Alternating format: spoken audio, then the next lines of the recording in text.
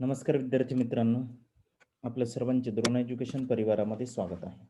आज आपण current affairs मधील महत्त्वाचा एक टॉपिक डिस्कस करतो की जे काल नोबेल पुरस्कार मेडिकलमधले वैद्यकीय मधले जाहीर झालेले आहेत. आपण त्या संदर्भात इथे डिस्कस करणार आहे. हा परीक्षेच्या दृष्टिकोनातून कोणती एक्झाम असो सगळ्यात महत्त्वाचा टॉपिक आहे. या संदर्भात आपण सगळं काही इथे डिस्कस करणार आहे. चला तर मग स्टार्ट करूया.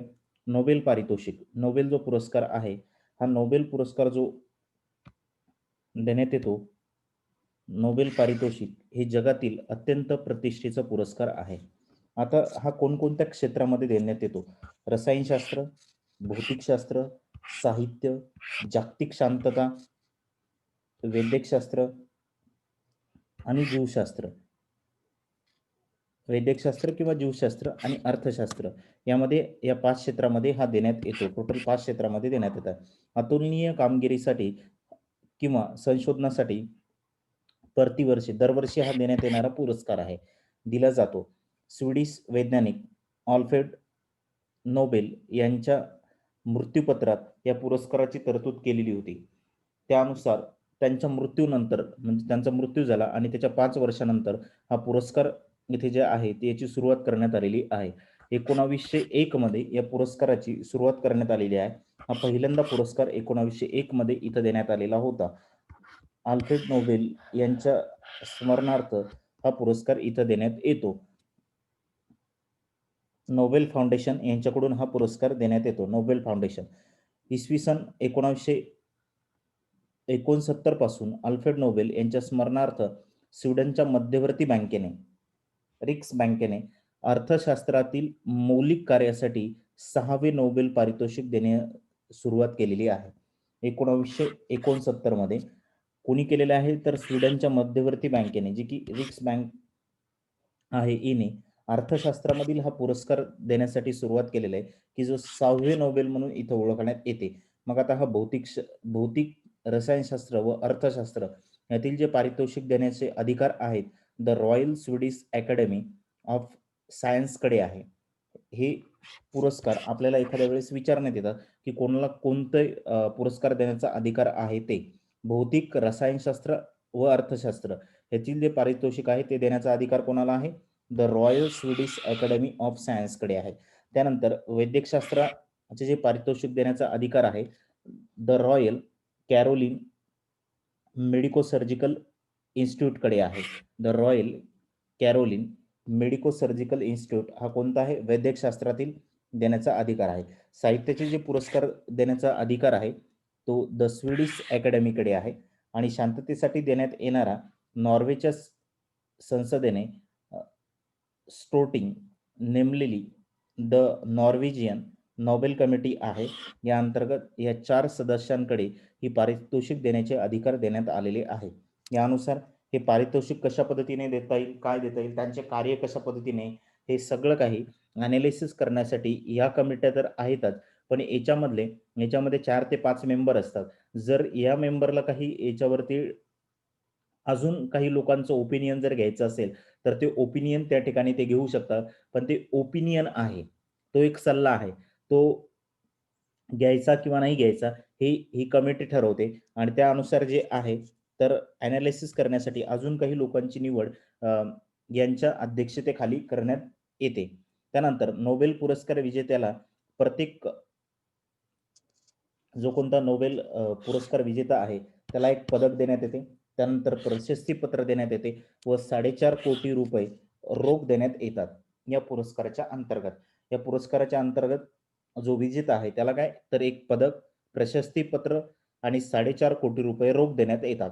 नोबेल पुरस्कार विजेत्या प्रत्येकाला जवळपास 4.5 कोटी रुपये रोख रुपये दिले जातात. आता फॉर एक्झाम्पल हा 3 व्यक्तीला इथं जाहीर झालेला आहे. या 3 व्यक्तीमध्ये या 4.5 कोटीचं डिव्हायडेशन हे इक्वल होणार आहे. म्हणजे 3 व्यक्ती असतील किंवा 2 व्यक्ती असतील किंवा एकाच व्यक्तीला जर भेटलेला असेल. आता या ठिकाणी 3 आहेत. कधी 2 व्यक्तीला पण भेटतो, कधी एकट्याला. जर एक व्यक्ती जर असेल तर त्याला एकट्याला 4.5 कोटी, 2 व्यक्ती जर असतील तर या 4.5 कोटीचे 2 पार्टमध्ये डिव्हायडेशन होईल. त्यानंतर 3 व्यक्ती जर असेल तर त्यांचं 3 पार्टमध्ये डिव्हायडेशन होईल. पण या 4.5 कोटींमध्ये हे पूर्ण जे आहे तर या तिघांनाही तो पुरस्कार देण्यात येतो. प्रत्येकाला जो आहे तर 4.5 कोटी अशी अमाउंट देण्यात येत नाही. यामध्ये 23 कॅरेट सोन्याचा 200 ग्रामचे पदक देण्यात येते. 200 ग्रामचे पदक देण्यात येते. 23 कॅरेट सोने असलेलं. यामध्ये प्रशस्तीपत्र दिले जाते. पदक म्हणून नोबेल पुरस्काराचे जनक अल्फ्रेड नोबेल यांचा फोटो असलेले सोन्याचे पदक दिले जाते.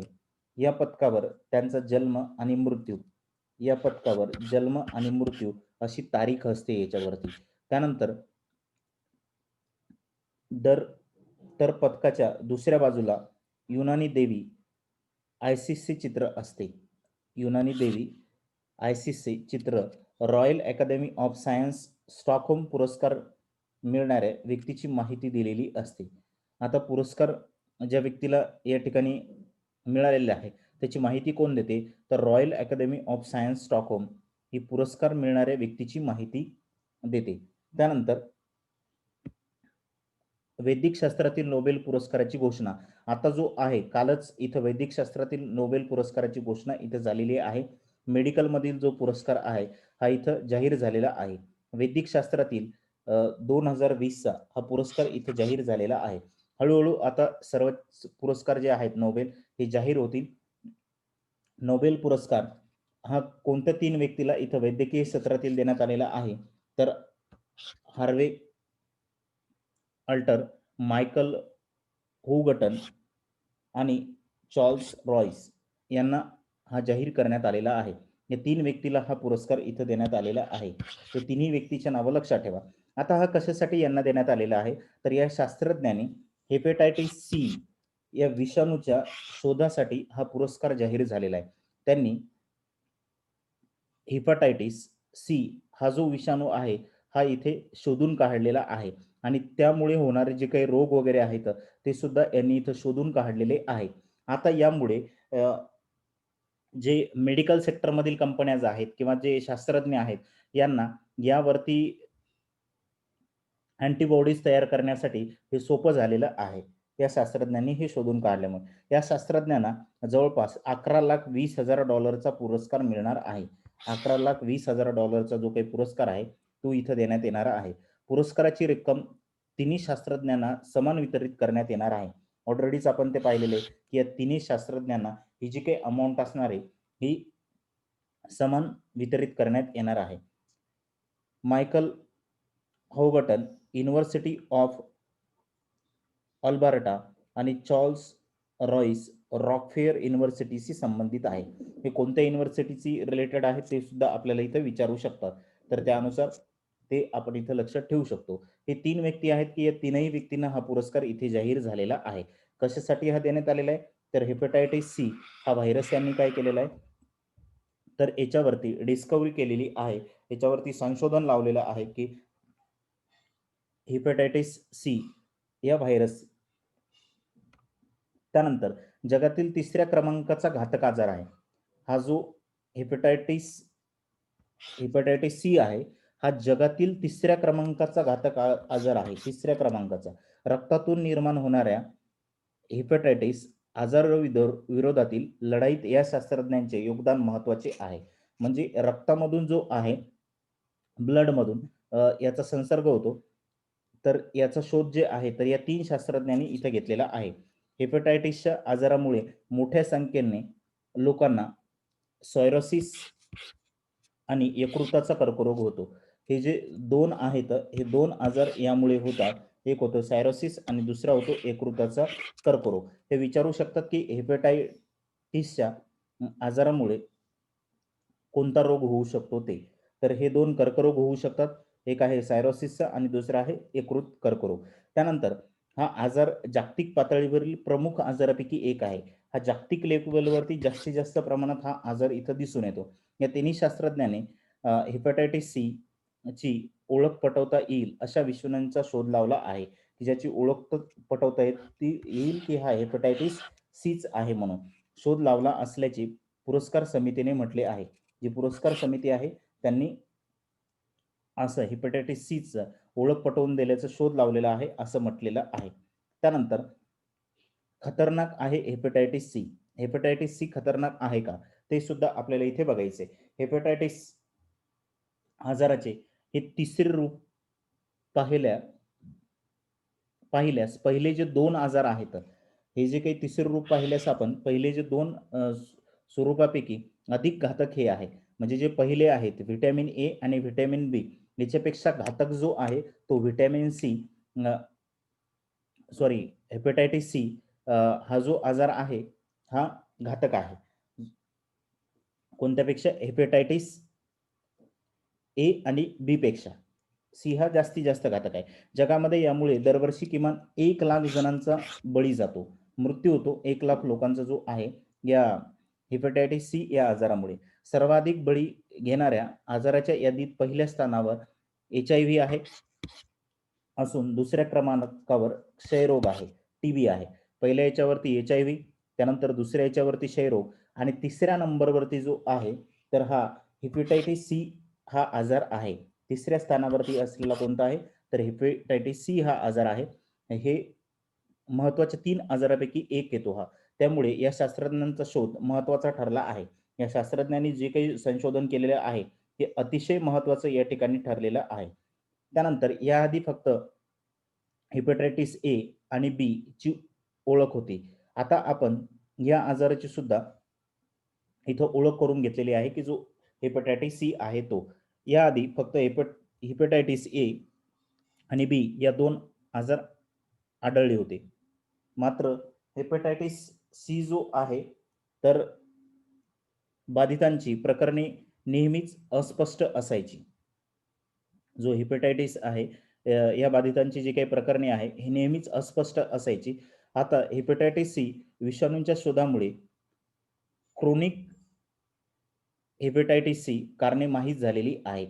आता याचे जे काही रिझन वगैरे आहेत, हे सुद्धा यामुळे माहीत झालेले आहे. यामुळे रक्त चाचणी आणि नवीन औषधे विकसित करता येणार आहेत. म्हणजे जे काही आपण ब्लड टेस्ट वगैरे करतो, ही टेस्ट करणं, त्यानंतर याच्यावरती नवीन औषधं विकसित करणं, हे जे आहे तर शास्त्रज्ञांना सोपं झालेलं आहे. यामुळे नवीन जे काही औषधं वगैरे आहेत, तर हे शोधून जे लाखो लोकांचे प्राण जात होते, ते आता आपल्याला या गोष्टीमुळे इथं वाचवता येणार आहेत. तर यामुळे हे एकदम इथे सोपं झालेलं आहे. या 3 शास्त्रज्ञांनी हे शोधून काढल्यामुळे. त्यानंतर किती आहे धोकादायक? हा जो हेपॅटायटिस सी आहे, हा किती धोकादायक आहे, हे आपल्याला इथे बघायचं आहे. जो हेपॅटायटिस हा एक ग्रीक शब्द आहे. हेपॅटायटिस हा एक ग्रीक शब्द आहे. यामुळे यकृत आणि सूज यांनी मिळून बनला आहे.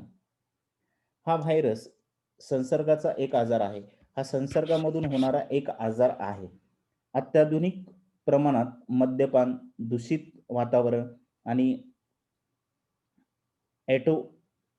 इम्युनियम रोगांमुळेही हा आजार होतो. त्यानंतर हेपॅटायटिस आजार हे मुख्य करून 2 प्रकारचे असतात. याचा शोध 1940 मध्ये लागलेला होता. आता ए आणि बीचा हेपॅटायटिस ए एंड बीचा हा शोध कधी लागलेला होता तर 1940 मध्ये आणि याचा जो शोध आहे तो आत्ता यांनी लावलेला आहे. त्यामध्ये हेपॅटायटिस ए हा आजार दूषित पाणी याच्यामुळे होतो. त्यानंतर अन्नपदार्थामुळे होतो. आपण खराब अन्नपदार्थ जर खाल्लेले असतील तर. त्यानंतर बाधित रुग्ण फार काळ आजारी नसतो. उपचारानंतर रुग्णाची प्रकृती बरी होते. हेपॅटायटिस ए जर आपल्याला आजार जर झालेला जर असेल, तर हा कोणत्या गोष्टी मधून होतो? तर एक दूषित पाणी आणि दुसरे जे आहे तर अन्नपदार्थामुळे होतो. त्यानंतर या जो कोणता रोगी असेल, रुग्ण असेल, हा लगेचच यामधून बरा होतो. त्यानंतर हेपॅटायटिस बी मध्ये बी हा एच्या तुलनेत घातक आहे. जो हेपॅटायटिस बी आहे, हा एच्या तुलनेत काय आहे? तर जास्त घातक आहे. रक्त आणि शरीरात असलेल्या फ्लूइडच्या माध्यमातून हा आजार फैलावतो. रुग्णांच्या प्रकृतीवर गंभीर परिणाम होतो. हेपॅटायटिस बी मुळे रुग्णांची जी प्रकृती आहे ती गंभीर होते. आजार पसरल्यानंतरच याची लक्षणे दिसतात. आजार आपल्या शरीरात पूर्णपणे पसरला त्यानंतरच त्याची लक्षणं वगैरे आपल्याला दिसतात आणि त्यामुळे बहुतांशी रुग्ण हे अपंग होतात किंवा मृत्युमुखी पडतात किंवा त्यांचा मृत्यू होतो.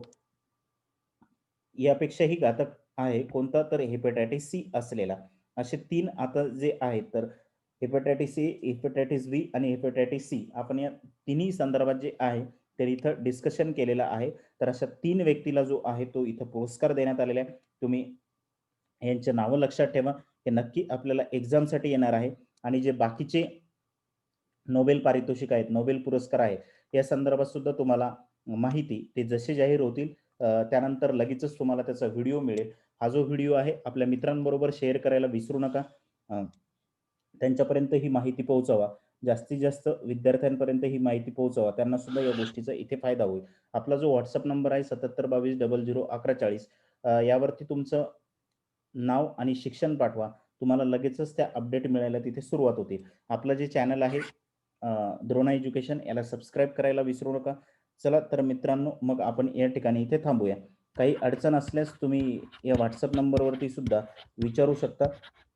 काही आपल्याला अडचणी असल्यास. धन्यवाद.